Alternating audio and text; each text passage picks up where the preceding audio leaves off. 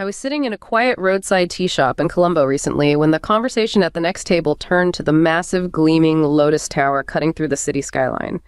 One man gestured toward it with a mix of pride and profound anxiety. "It's beautiful," he said, "but every time I look at it, I wonder if we actually own the ground it stands on anymore." It's a sentiment echoing across South Asia today. From the high-altitude passes of Nepal to the bustling river ports of Bangladesh, China's Belt and Road Initiative, a trillion-dollar vision of interconnected prosperity is marking its 10th anniversary. On the surface, the transformation is staggering. Multi-billion-dollar tunnels beneath the Karnafuli River and cross-border railways promise to pierce the Himalayas. Yet, as these concrete monuments rise, so does a complex, often contradictory web of local reactions. In Bangladesh, officials speak of baskets of money necessary for survival, even as they navigate a precarious diplomatic tightrope. In Nepal, the initial rush of 35 ambitious projects has quietly withered down to just 9, many of which remain frozen in feasibility studies. The most striking shift, however, is the realization that these projects are no longer just about infrastructure. They are the front line of a quiet but fierce tug of war between Beijing, Delhi, and Washington. The excitement of a new Silk Road is being replaced by a more detached observational caution. Is this the long-awaited engine of regional stability, or is it a symptom of domestic choices that might lead to a different kind of raw deal? To understand where the next decade leads, we have to look past the grand inaugurations and into the shifting perceptions of the smaller states caught in the middle. Okay, let's unpack this. That opening, it really sets the stage perfectly. You have this region that is just desperately craving development, but at the same time, there's this feeling, the sense of a seismic shift in the power dynamics. Yeah, a real tension there. So the central question for us, I think, is where does this shift really come from? Why South Asia? Why was this region the ideal first stop for China's Belt and Road Initiative when it started gaining steam, around 2013, 2014? It's a great question because it wasn't a random choice. South Asia presented this unique combination of structural factors that just made it irresistible for that initial BRI strategy. If you look at the globe, Beijing had already looked at other regions. Right. Central Asia is, of course, vital for oil and gas. Europe has really complex procurement laws, established infrastructure. Russia is a key neighbor, but had its own economic issues. So that really left Africa and South Asia as the two major frontiers. And South Asia had the geographical advantage. A decisive one. It borders directly onto China's western provinces. But the geography was just the starting point. The real draw was the sheer scale of the opportunity. The economic and human potential just waiting to be tapped into. Absolutely. It was a market defined by, immense potential just colliding with immense unmet needs. Think about the scale here. South Asia is home to over 1.7 billion people. A quarter of the global population. Nearly a quarter of the global population, all in one region. And this is not an aging population. We're talking about an average annual economic growth rate over the last 2 decades of more than 6%. And that's driven largely by this demographic bulge of young people, 16 to 30 years old. A massive growing workforce. So that's the potential side. But the big bottleneck, the thing holding these nations back from really using that demographic dividend, was physical. The infrastructure just wasn't there. Precisely. The structural problem right across the board was a severe infrastructure deficit and just shockingly weak inter-regional connectivity. This isn't just an inconvenience. It translates directly into lost money, lost economic activity. The numbers are pretty stark, right? Yeah, they're very stark. South Asia is still one of the least integrated regions in the world. Inter-regional trade is less than 5%? You compare that to East Asia, which is over 35%, or Europe at 60%. It's not even close. And interregional investment is under 1%. So when China arrived, offering capital, offering expertise to build ports, roads, railways, these nations were, understandably, very receptive. They saw a direct path to fixing a fundamental weakness. Exactly. And this wasn't just a vague idea. It was formalized almost right away. In 2013, you have Chinese Premier Li Keqiang promoting 2 specific economic corridors. The China-Pakistan Economic Corridor, or CPEC, and the Bangladesh-China-India-Myanmar Corridor, BCIM. That was really the starting gun. And that initial framework has now sort of matured and branched out into a much broader strategy. We're seeing 4 specific areas of operation now. That's right. It's crystallized into 4 distinct sub-initiatives. First, the Flagship, CPEC in Pakistan. Second, the BCIM Corridor, which, because of some geopolitical complexities, has largely become a framework for very strong bilateral cooperation between China and Bangladesh. Okay. Third is the Trans-Himalayan Corridor, which is focused on Nepal. And then finally, you have targeted bilateral cooperation with the island nations Sri Lanka and the Maldives as crucial nodes for the 21st century Maritime Silk Road. Okay, let's get into the Flagship then, CPEC. It's always described as BRI's pilot project, its most advanced undertaking. And the key thing to understand here, I think, is that it's not just about connecting China to the sea. It's about fundamentally changing Pakistan's own domestic economy. That is the essential point. The success of CPEC really hinges on fixing Pakistan's biggest internal challenge, which is just chronic logistical inefficiency. The country's transportation network's aging roads, incredibly slow railways, were estimated to cause an annual loss of about 3.5% of Pakistan's GDP. 3.5% every single year. Every single year. Just gone, wasted. Because you can't move goods efficiently. CPEC is designed to completely reverse that. Let's talk about the scale of that, starting with the roads. The road infrastructure is just transformative. You're looking at a brand new 1,100-kilometer motorway to connect Karachi to Lahore, right through the country's industrial heartland. And then, maybe even more challenging, is the complete overhaul of the Karakoram Highway. Right, through some of the most difficult terrain in the world. Exactly, from Hassan Abdal right up to the Chinese border. They're upgrading it to increase capacity, but also just to make it usable year-round, stabilizing it against landslides and extreme weather. And the railway component is maybe even more ambitious, especially that planned connection through the mountains. Yeah, the railway part is key to the long-term vision. The immediate focus is upgrading the main line from Karachi to Peshawar, the ML1, to allow for train speeds up to 160 kilometers per hour. That's a huge jump. It basically modernizes the spine of their transit system. It does. But the strategic prize, the really monumental goal, is the rail link designed to cross the Khunjerab Pass. At what altitude? It's something staggering. 4,693 meters. It is an incredible feat of engineering. And this would connect directly to China's Southern Xinjiang Railway in Kashgar by 2030. So a direct route for Chinese goods right to Pakistani seaports, bypassing the Malacca Strait. A critical, rapid connection to the Indian Ocean. Exactly. The price tag for just these transport networks is around $11 billion. How is that financed? Because we need to be clear, this isn't just a standard commercial loan. Correct. The financing model is very carefully structured through subsidized concessionary loans. They're designed to be affordable. For example, that first $6.1 billion for the early harvest road projects, it came with an interest rate of just 1.6%. Which is incredibly low on the open market for a country like Pakistan. It's extremely favorable. It's subsidized financing aimed at kicking off massive, rapid development. And all these roads and railways, they converge at Gwadar, which is the link between the land belt and the Maritime Road. What's the investment in Gwadar itself look like? Gwadar is a great case study in China's flexible approach. It's a mix of grants, soft loans, and investment. First, there's a pure grant of $230 million to build a new international airport. A grant, so no repayment needed. No repayment. It's for goodwill, for essential public infrastructure. Yeah. Then you have the surrounding city projects, like the Gwadar East Bay Expressway, water, power. That's about $800 million. And that's financed differently. That's financed with 0% interest loans. So immediate development, but with a highly manageable repayment. And it's working. Gwadar started handling Afghan transit trade in 2020 and became fully operational in 2021. Let's pivot to energy. This is probably the most critical piece for Pakistan, given its history of crippling power shortages. Energy generation is truly the largest part of CPEC. We're talking about an expected investment of around $33 billion. The initial goal was to generate over 10,400 megawatts of electricity just in the early harvest phase. And this is where the financial structure is so important. We often hear that most of CPEC's financing doesn't actually increase Pakistan's government debt. How does that work? That distinction is vital. The structure of these energy projects, which is about 80% of the total CPEC financing, is based on the independent power producer model, an IPP. So they're structured as private investments, not government loans. Exactly.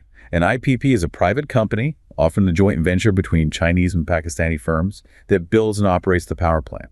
The government of Pakistan doesn't borrow the money. Instead, it signs a power purchase agreement to buy the electricity at a fixed price. So the $33 billion is essentially foreign direct investment. It's FDI into Pakistan's energy capacity, not a government liability on a balance sheet. Now, there is a caveat. The government commits to purchasing the power, often guaranteeing payments even if they don't use all the electricity. So it creates a different kind of financial obligation. It does. It shifts the risk from capital debt to what's called capacity payment risk. But it's a sophisticated model that accelerates growth incredibly quickly. Okay, so moving from the ports and plains of Pakistan, the infrastructure story gets even more ambitious when it starts to pierce the Himalayas. I was reading about a third-generation merchant in Kathmandu named Arjun.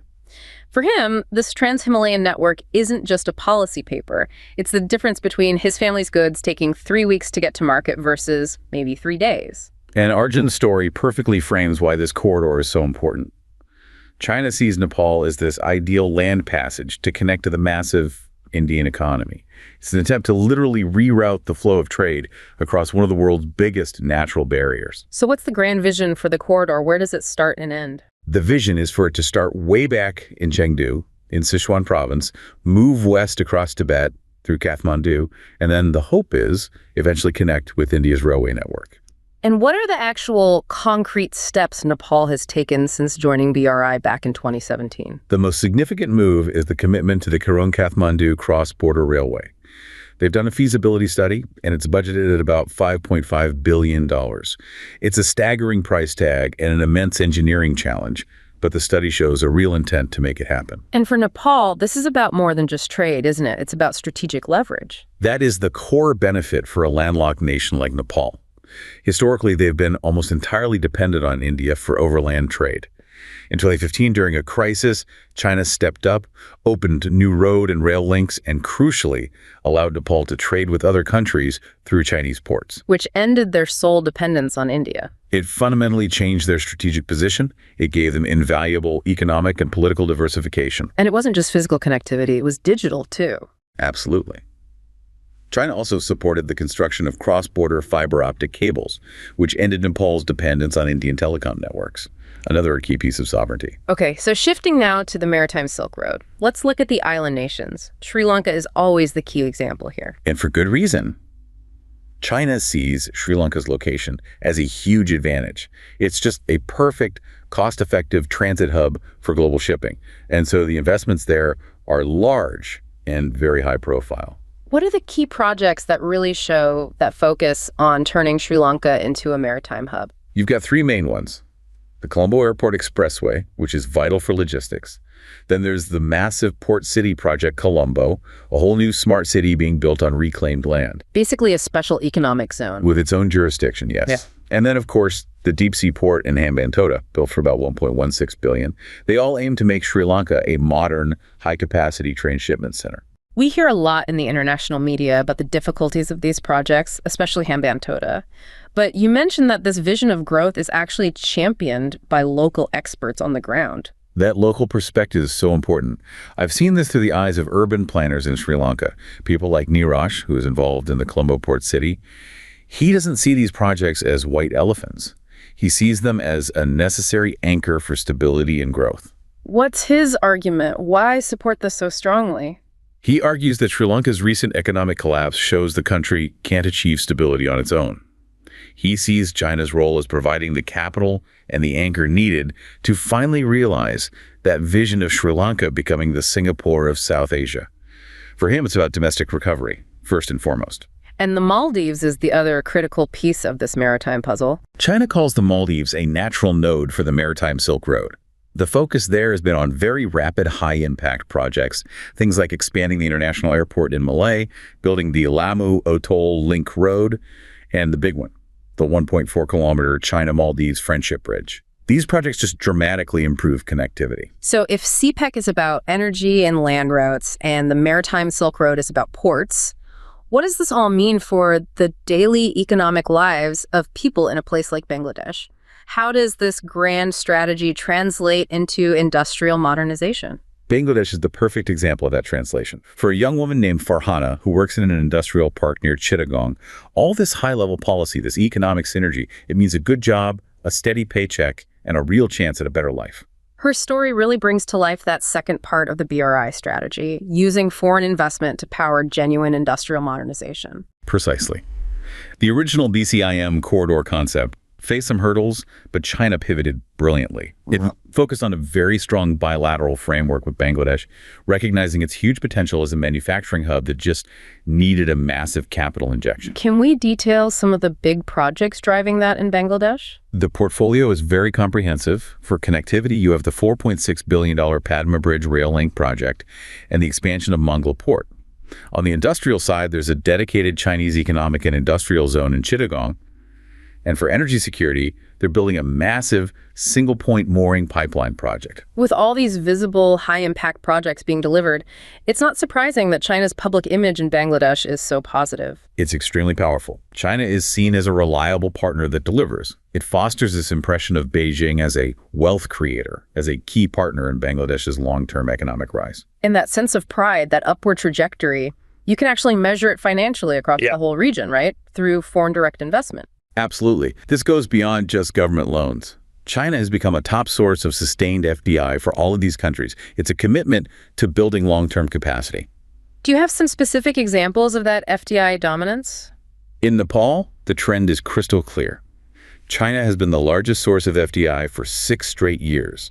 A great example is the Hongxi Shivam Cements Factory, a joint venture with a nearly $360 million investment. It employs 2,000 Nepali workers. And provides a domestic supply of a critical construction material. Exactly. It reduces reliance on expensive imports. In Sri Lanka, the need for FDI is even more acute, and China is the largest source there too, totaling almost $3.6 billion by the end of 2020. That capital is absolutely vital for their economic stability. And beyond the hard investments in factories and cement, there's a softer side to the synergy, isn't there? Tourism. Yes. China actively encourages tourism as both a soft power tool and a direct source of economic growth. In Nepal, Chinese tourists were up over 11% in 2019. In the Maldives, China was the single largest source of tourists that year. This flow of people is crucial for building those people-to-people connections. Now, we have to address the big counter-narrative, the thing we hear all the time in the international conversation, the risk, the debt trap. Does all of this development finance push these countries into a corner they can't get out of? The debt trap diplomacy narrative, it really needs serious context. Many studies show it's often exaggerated and doesn't account for the specific financing models we've been talking about, like the IPPs. So let's use Sri Lanka as the case study, since it's the country most often cited as the prime example of a debt trap. Okay. Sri Lanka's financial crisis is systemic. It's not just about Chinese lending. Their overall debt includes huge amounts from Western and multilateral creditors. The Chinese debt portion is actually much smaller than people think. One study put it at only about 6% of Sri Lanka's GDP in 2020. And many Sri Lankan officials have said they turned to China because no one else would lend to them. That's a crucial point. They argued that China offered a lifeline when other traditional creditors weren't willing to take the risk. It also seems like some of these South Asian nations are not just passive recipients. They're showing real agency in how they manage this. That's a critical differentiator. You see nations like Nepal and Bangladesh being very prudent. They are actively choosing grants and soft loans over more expensive commercial loans. For instance, after the pandemic, Nepal took financing from the World Bank and the ADB because their rates were better for that specific kind of sovereign debt, even while accepting Chinese help in other areas. They are managing their debt consciously. And just to circle back to a point we made earlier, the biggest investment portfolios, like the CPEC energy projects, are structured to avoid sovereign debt from the start. Precisely. We have to remember, about 80% of CPEC financing is FDI through those IPPs. They create economic assets and capacity, not direct government liabilities on day one. So China's influence is clearly not just about loans and concrete. There seems to be a deep, concerted strategy to build institutional and political relationships across the board. That's right. It's a comprehensive, long-term strategy. China engages with political parties and governments regardless of their ideology. They make a point of separating economic development from domestic politics, positioning themselves as a reliable partner. Sri Lanka seems to be a good example of that flexibility. It is. China sees itself as a friend to Sri Lanka, no matter which party is in power. When the government changed in 2015, cooperation on major projects resumed very quickly.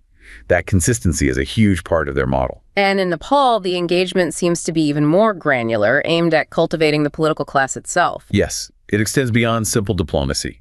The International Department of the CCP organizes workshops aimed at cultivating individual political workers. For example, they held a symposium on Xi Jinping thought in Kathmandu right before President Xi's 2019 visit. It's about fostering ideological understanding of China's development model. And beyond the politics, there's the soft power, building those lasting cultural and educational links. The soft power infrastructure is significant. It's about establishing Confucius Institutes at major universities in Nepal and Bangladesh to teach Mandarin. It's about education. Over 6,400 Nepali students were studying in China in 2019, many on scholarships. And it's also about transferring very specific practical skills, right? Absolutely. China runs numerous specialized training programs for foreign officials. Things like anti-corruption seminars for Maldivian officials, port and shipping engineering seminars for Sri Lankans. By transferring this kind of high-level technical knowledge, China embeds its own standards and systems, which builds capacity and, you could say, a kind of long-term reliance. And finally, there's the goodwill that's generated through health and disaster relief. This is what some call the Health Silk Road. After the 2015 earthquake in Nepal, China was one of the first to respond with rescue teams, and they helped rebuild key sites like the Durbar High School. More recently, during COVID, China provided millions of vaccine doses and medical equipment to Nepal, showcasing itself as a reliable partner in a crisis. So after looking at this huge decade-long engagement, what's the final takeaway on China's role in South Asia? The defining feature is consistency. China has pursued these BRI projects with remarkable commitment, backed by the highest levels of engagement. The trend is clear. China is providing large-scale infrastructure and FDI that is designed to fill the immediate, urgent development needs of these nations. It's giving them choices for economic diversification that they simply didn't have before. So what we've seen is really a decade of sustained engagement, one that has fundamentally changed the physical and economic landscape of South Asia. From the deep-sea ports of Gwadar to the new smart cities in Colombo to the energy security and factories in Nepal, it's an engagement driven by China's vision, yes, but also by the host country's undeniable need for modernization. The transformation on the ground is truly staggering, and it's all driven by the clear priorities of these South Asian nations for connectivity, for industrial modernization, for economic stability. China's role as a primary partner has really evolved to meet these core needs, providing the comprehensive infrastructure and capital that helps these nations realize their own potential. This focused investment, delivered with consistency, is really what underpins the whole push for a more interconnected and prosperous South Asia.